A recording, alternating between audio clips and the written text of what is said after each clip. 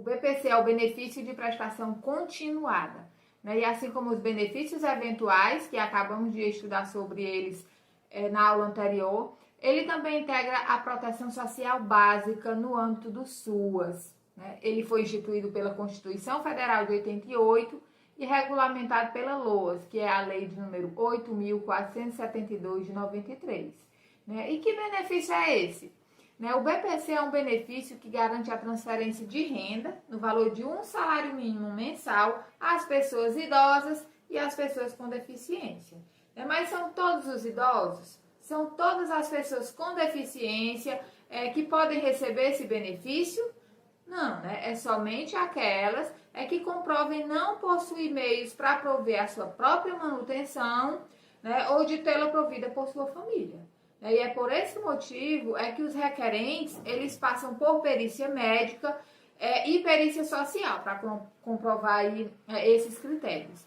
E um dos principais pontos que você precisa compreender em relação ao BPC é justamente esse, né? A questão da idade, da deficiência e da renda, né? Porque são esses elementos que vão aí determinar se a pessoa terá direito ou não ao BPC.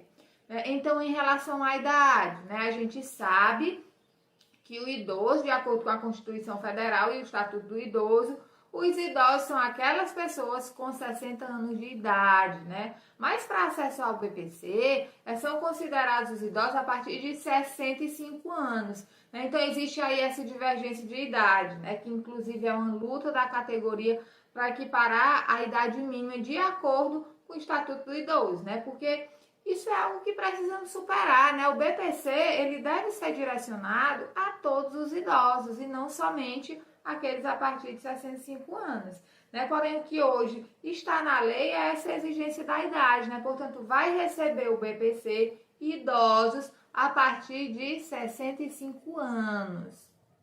E em relação à deficiência, para fins de acesso ao BPC, né? Antigamente, o conceito utilizado para caracterizar uma pessoa com deficiência era esse: pessoa incapacitada para os atos da vida civil e para o trabalho. Né? Era apenas essas pessoas que eram consideradas pessoas com deficiência para LOAS, né? E, portanto, para ter acesso ao BPC. Né? E esse conceito ele era bastante restrito, né? Estava focado apenas em aspectos biológicos. E a deficiência, ela não está relacionada apenas a questões biológicas. Ela está relacionada a barreiras, barreiras essas físicas, psíquicas, ambientais e sociais. Para fins de concessão do BPC, a sua definição ela está prevista na LOAS, é claro, né? E ela passou por algumas modificações ao longo do tempo. E uma dessas alterações foi justamente o conceito de pessoa com deficiência, que foi aí um grande avanço, porque incorporou um conceito mais amplo, do que vem a ser aí a pessoa com deficiência, que está presente no Estatuto da Pessoa com Deficiência. Então, o conceito de deficiência com o qual o INSS trabalha para a concessão do BPC é esse aqui, que estão presentes no Estatuto da Pessoa com Deficiência e na própria Lei Orgânica de Assistência Social. Né? E esse conceito ele é essencial, né, para que seja viabilizado o acesso ao direito da pessoa com deficiência, né, ao benefício de prestação continuada. Para a LOAS, é considerado pessoa com deficiência aquela que tem impedimento de longo prazo, né, de natureza física, mental, intelectual ou sensorial, o qual em interação com uma ou mais barreiras possa obstruir a sua plena participação e efetiva na sociedade em igualdade de condições com as demais pessoas. E esse inciso da LOAS, ele vem nos dizer muita coisa. Ele nos diz que a pessoa com deficiência para fins de acesso ao BPC são aquelas que têm impedimentos de longo prazo. E o que são esses impedimentos de longo prazo? São impedimentos com efeitos é pelo prazo mínimo de 2 anos. Né? Portanto, se o médico atesta que o impedimento daquela pessoa é de 60 dias ou de 180 dias, né, ela não terá direito ao BPC. Você compreendeu? Portanto, quando se fala em impedimento de longo prazo, né, nós estamos dizendo que ela está com impedimentos para atividades laborais pelo prazo mínimo aí de 2 anos. Você compreendeu? E o inciso também, ele nos diz que a natureza desses impedimentos podem ser físicos, mental, intelectual ou sensorial. Né? Então, é somente um cadeirante, é somente uma pessoa com deficiência intelectual? Não, né? É qualquer pessoa que possa estar passando por qualquer impedimento de longo prazo. Né? E que esse impedimento, em interação aí com uma ou mais barreiras, possa obstruir a sua participação na sociedade em igualdade de condições com as demais pessoas. Né?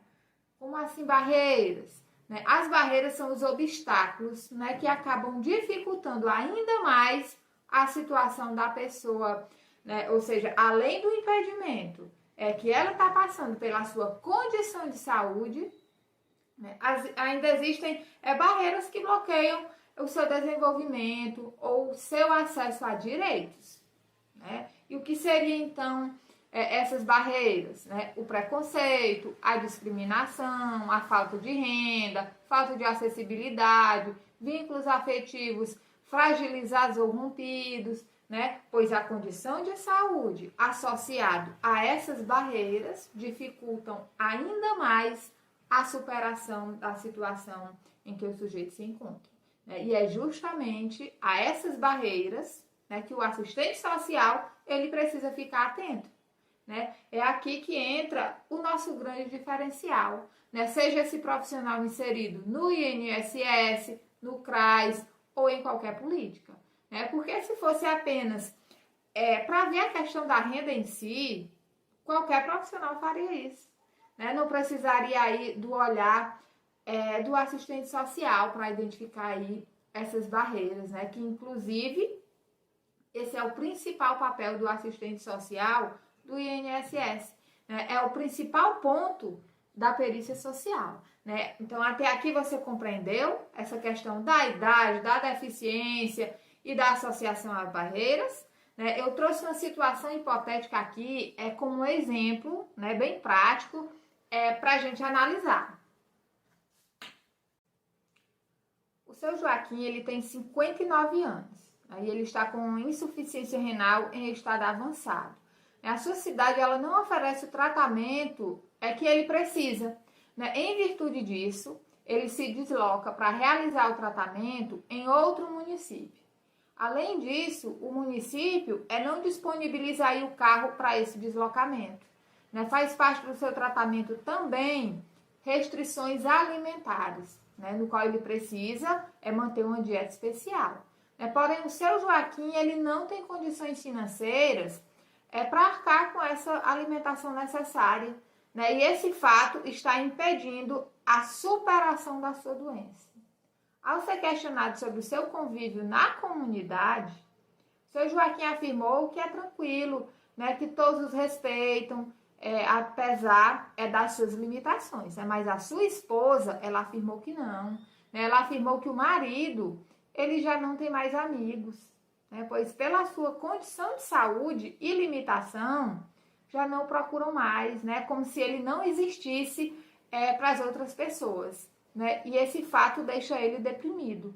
Né? O patrão despediu logo no início da doença, né? Porque ele começou a apresentar percas físicas, né? Como falta de energia, a visão ficou ruim, seu humor mudou também depois da doença. Né? Então, além da doença em si, o deixar impossibilitado ao trabalho, né? Ainda tem fatores externos. Né? E diante desse caso, a gente nota que o senhor Joaquim, ele tem direito ao BPC, né?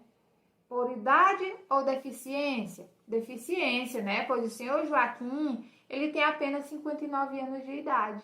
Né? E a idade mínima é de 65 anos.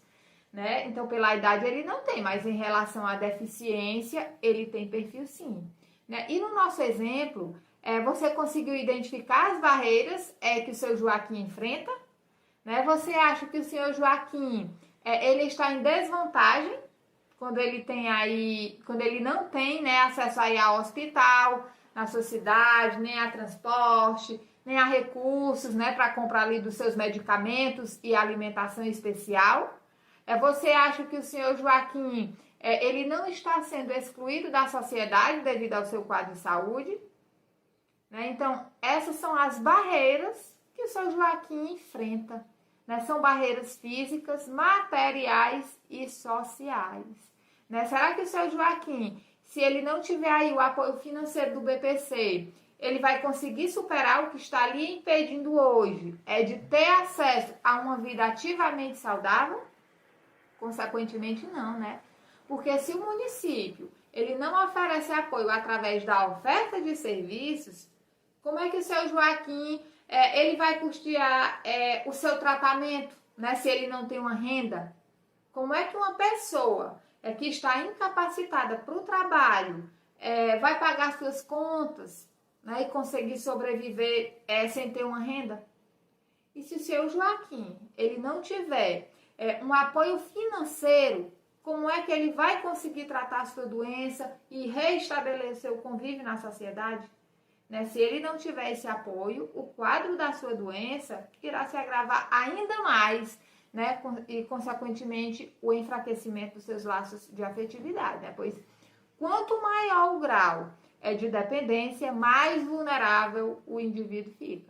Então, essas são as primeiras situações a serem analisadas, né? São esses requisitos. A idade, que é a partir de 65 anos, e a deficiência, né? Que pode ser qualquer doença física, mental, intelectual ou sensorial.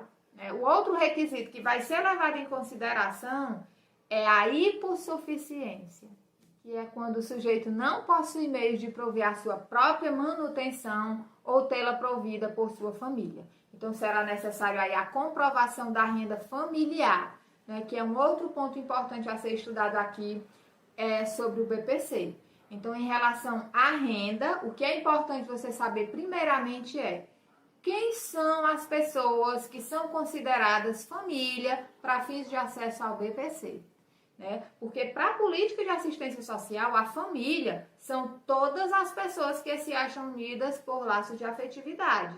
Né? São todas as pessoas que residem no mesmo domicílio.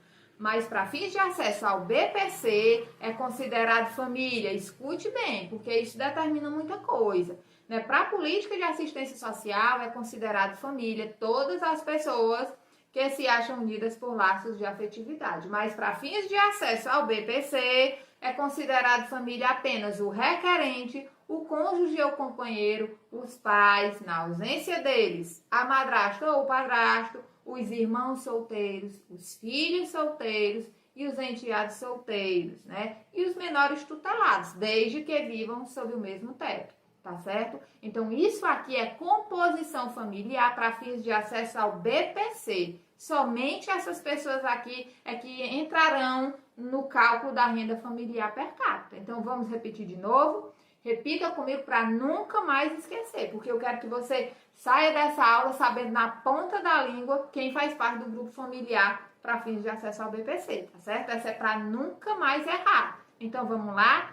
Fazem parte da composição familiar para fins de acesso ao BPC o requerente, o cônjuge ou companheiro, os pais e, na ausência deles, a madrasta ou o padrasto, os irmãos, os filhos e os enteados solteiros e os menores tutelados, né? Desde que vivam sob o mesmo teto. E quem é que não faz parte do grupo familiar para fins de acesso ao BPC? Né? É o membro familiar que estiver internado ou acolhido em instituição de longa permanência, né? Como abrigo, hospital ou instituição congênere. O filho ou enteado que tenha constituído união estável, né, ainda que resida sob o mesmo teto. O irmão, o filho ou enteado que seja divorciado, viúvo ou separado, né, ainda que viva sob o mesmo teto do requerente.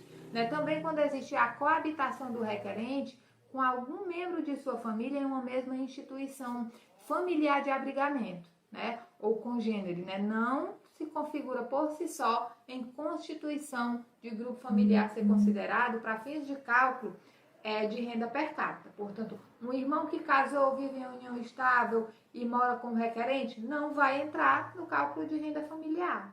Ah, o filho desse irmão, ele também mora na mesma casa, é criado e educado pelo requerente, também não vai entrar. Ah, um filho casou e viveu em união estável e voltou para casa, não entra.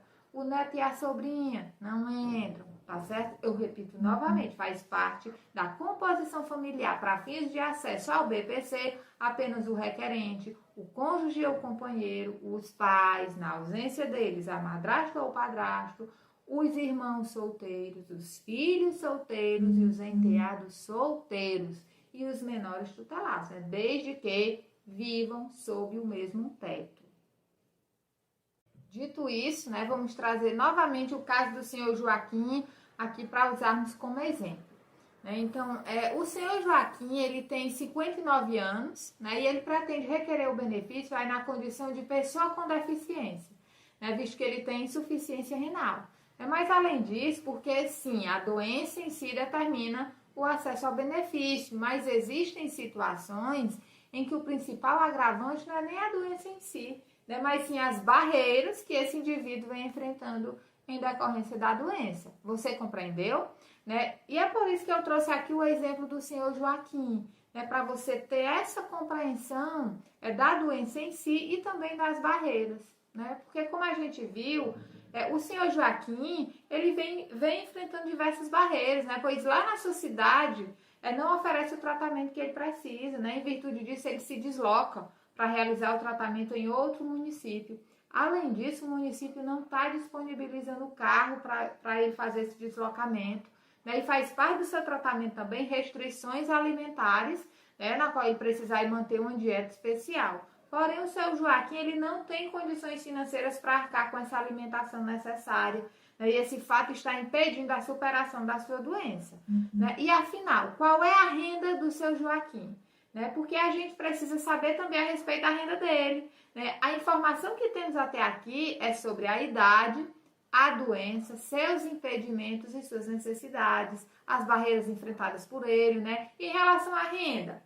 Né? Então, para analisar a renda, é necessário primeiramente saber quem é que faz parte do grupo familiar dele. Você concorda comigo? Então, o primeiro passo é esse, é identificar quem é que faz parte do grupo familiar do seu Joaquim. Então, questionado sobre a sua composição familiar, o seu Joaquim ele afirmou que na sua residência vive ele, a esposa, uma neta de 9 anos e sua filha, que é mãe dessa criança. A esposa do seu Joaquim, a gente já sabe que vai entrar.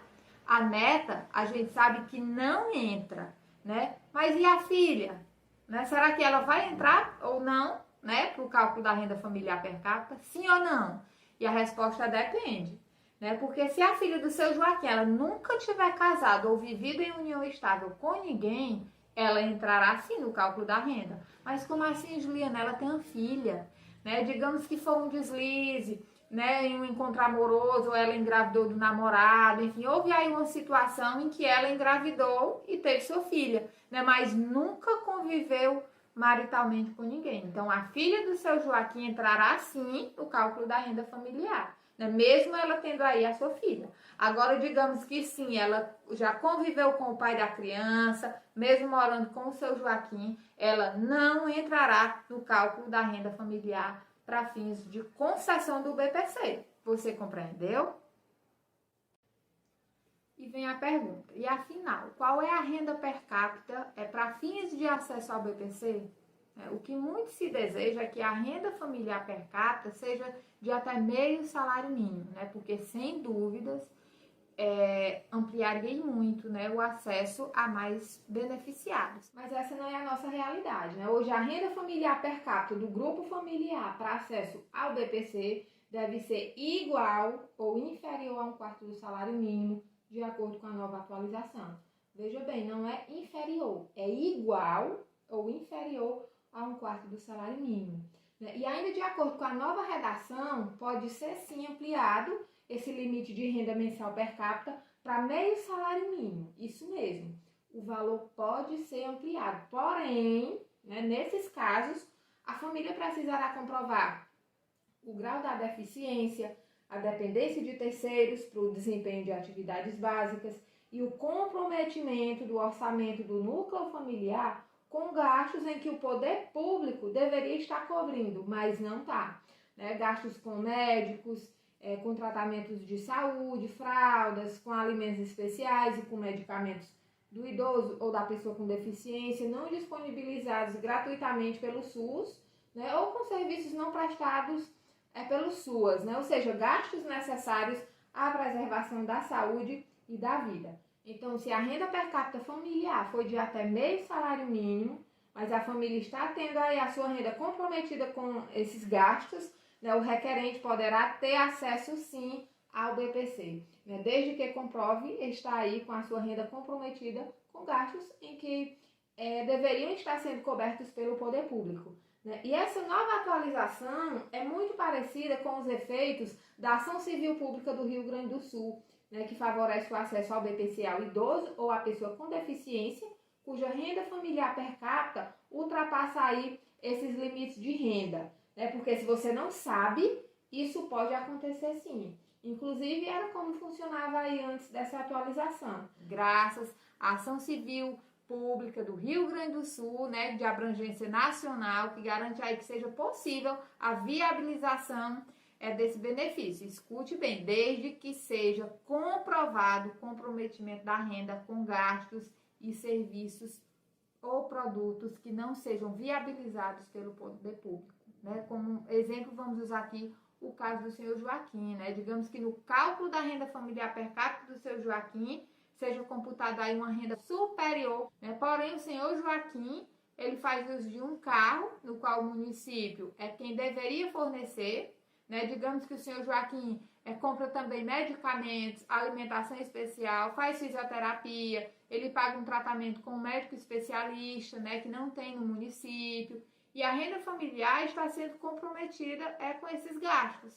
Então, nessas situações, é possível sim o BPC ser viabilizado quando a renda mensal per capita ultrapassa. Então, quando você identificar aí durante um atendimento, ou quando um usuário buscar uma orientação sobre o acesso ao benefício, ou mesmo aí quando você estiver requerendo o benefício para algum usuário, você se deparar com uma situação onde a renda da família supera aí o limite de renda, não descarte logo de primeira a possibilidade do benefício desse requerente ser indeferido, porque para essas situações a resposta vai ser depende, Então, quando lhe perguntarem, não é na sua prova do concurso não, É quando lhe perguntarem lá no CRAS, a resposta vai ser depende, Porque vai depender aí do comprometimento dessa renda. Se a renda da família estiver sendo usada para custear serviços em que o poder público deveria estar cobrindo, aí sim o requerente vai ter direito ao BPC. Você compreendeu? E como é feito esse cálculo, que é o que muita gente me pergunta, é muito simples. Soma-se os rendimentos dos membros, que são considerados do grupo familiar do requerente. Eu falei apenas dos membros que são considerados do grupo familiar. E depois divide pela quantidade de membros ali considerados do grupo familiar. Ou seja, vai entrar aqui nessa soma e divisão apenas quem for grupo familiar. E os demais integrantes da família, que não são do grupo familiar, não vão entrar nesse cálculo. Por isso é importante saber, quem é que faz parte do grupo familiar e quem é que não faz parte. E além do grupo familiar, o que é necessário saber durante esse cálculo são as rendas que entram e as que não entram no cálculo. Então, quais são as rendas consideradas aí no cálculo da renda per capita? São salários, proventos, pensões, inclusive pensões alimentícias, tá certo? Seguro-desemprego, comissões e prolabore, outros rendimentos do trabalho não assalariado, os rendimentos do mercado informal ou autônomo entram, rendimentos auferidos do patrimônio, que é aí o valor referente a aluguéis, digamos, é que a família tem uma casa alugada, ou um ponto comercial, um carro alugado. Enfim, é o que gerar lucro para a família vai entrar no cálculo. E quais são as rendas que não são consideradas no cálculo da renda per capita? Os benefícios e auxílios assistenciais de natureza eventual e temporária, valores oriundos de programas sociais de transferência de renda, a exemplo, o Bolsa Família, né, não entra, isso é o que muita gente pergunta, bolsas de estágio supervisionado, pensão especial de natureza indenizatória e benefícios de assistência médica também não entra, rendas de natureza eventual ou sazonal, né, desde que o valor anual dividido por 12 seja inferior a 1/4 do salário mínimo, ou seja, a pessoa trabalha, tem aquela renda, né, mas é por período, né, não é o ano todo, né, porque se acontece de ser considerada aí essa renda e a família não passa no critério de renda, aí no mês seguinte, ou daqui a 3 meses, né, já não conta mais com ela. E aí, né, portanto, rendas de natureza eventual ou sazonal, desde que, veja bem, desde que o valor do ano todo dividido por 12 seja inferior a 1/4 do salário mínimo, né, não são consideradas para cálculo da renda. E também os rendimentos decorrentes de contrato de aprendizagem não entra na soma para cálculo de renda familiar per capita. Inclusive, eu quero dar um destaque especial aqui em relação a essas rendas que não são consideradas no cálculo da renda per capita para fins de concessão do BPC. Ao fato de que os benefícios previdenciários de até um salário mínimo não serão consideradas no cálculo da renda, tá certo? Ou seja, se alguém na residência receber benefícios, aposentadorias, pensão por morte, auxílio-doença no valor de até um salário mínimo, essa renda não será computada no cálculo da renda per capita. Digamos que a esposa do seu Joaquim recebe um auxílio-doença no valor de um salário mínimo, né? Então, essa renda não irá entrar para o cálculo de renda para concessão do BPC do seu Joaquim. Você compreendeu? E a pergunta que muitos fazem, né? E se uma pessoa do grupo familiar já recebeu o BPC, né? Vai entrar para cálculo de renda para concessão do BPC de um outro membro que está requerendo? Vamos pegar aqui o exemplo do senhor Joaquim. Digamos que a esposa dele já recebe o BPC. Essa renda dela vai entrar ou não no cálculo da renda familiar per capita para concessão do BPC do seu Joaquim? Não será computado de maneira alguma, tá certo? Independente se ela recebe BPC na condição de idoso ou na condição de pessoa com deficiência, não será computado, ok? Inclusive, essa foi uma das mudanças, porque antes essa regra se aplicava apenas para a concessão de BPC de outro idoso, e hoje temos aí essa evolução, pois a LOAS garante que o BPC, ou mesmo que seja um benefício previdenciário no valor de um salário mínimo concedido ao idoso ou à pessoa com deficiência, não será computado para fins de concessão do BPC a outro idoso ou pessoa com deficiência da mesma família. Portanto, se a esposa do seu Joaquim já recebeu o BPC, esse valor não entrará no cálculo da renda per capita para concessão do BPC do seu Joaquim. E sobre o acúmulo, o BPC ele pode ser acumulado com outros benefícios, ou seja, se o requerente, se a pessoa interessada em receber o BPC já receber outro benefício, ele poderá receber o BPC. Veja bem, o BPC ele não pode ser acumulado pelo beneficiário com nenhum outro no âmbito da Seguridade Social ou de outro regime, salvo os de assistência médica e da pensão especial de natureza indenizatória. Aí sim poderá ser acumulado. Portanto, se o interessado já receber algum benefício de assistência médica ou pensão especial de natureza indenizatória, ele poderá sim receber o BPC, tá certo? Então, é somente nessas duas situações. Nas demais, não pode. Ele recebe uma aposentadoria, então não vai receber o BPC. Ele recebe uma pensão por morte, também não vai atender aí o perfil para ser beneficiário do BPC. Né? A LOAS é bem clara e diz que o BPC poderá ser acumulado somente nessas duas situações, com benefício de assistência médica e pensão especial de natureza indenizatória, beleza? E em relação à institucionalização, né, a condição de acolhimento, né, em instituições de longa permanência, né, como abrigo ou instituição congênere, não prejudica o direito da pessoa com deficiência ou do idoso ao BPC, tá certo? E as pessoas que estão cumprindo pena, né, não vai ter direito se essa pessoa estiver em regime fechado, né, tendo sido ou não prolatar a sentença. Escute bem, somente se for em regime fechado.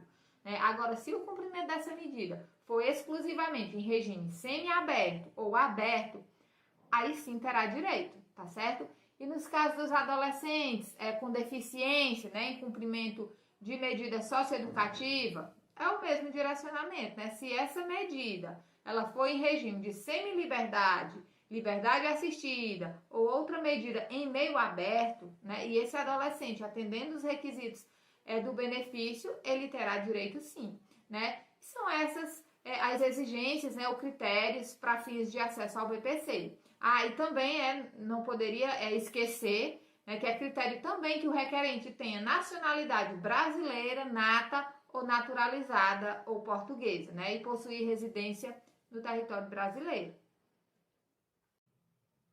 E uma pergunta precisa ser feita aqui, né? E em relação ao mercado de trabalho da pessoa com deficiência, né, o que é que a LOAS ela tem para nos dizer?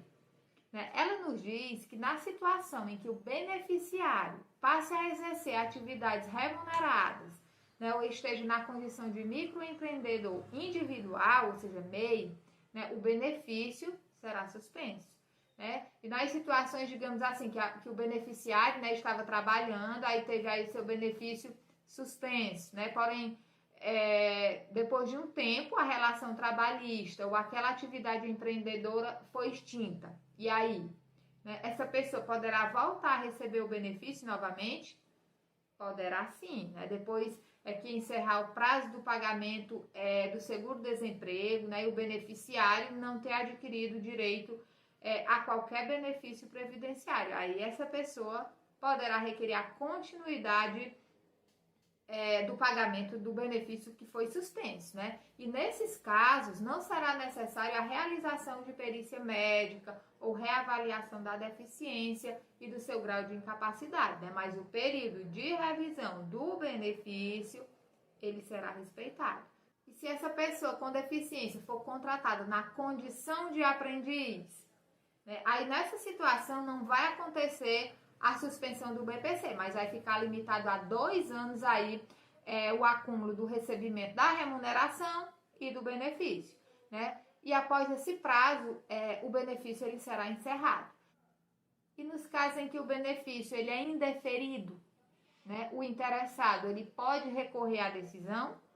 Pode sim, né? Ele tem aí um prazo de 30 dias contados desde a data em que ele teve conhecimento da decisão.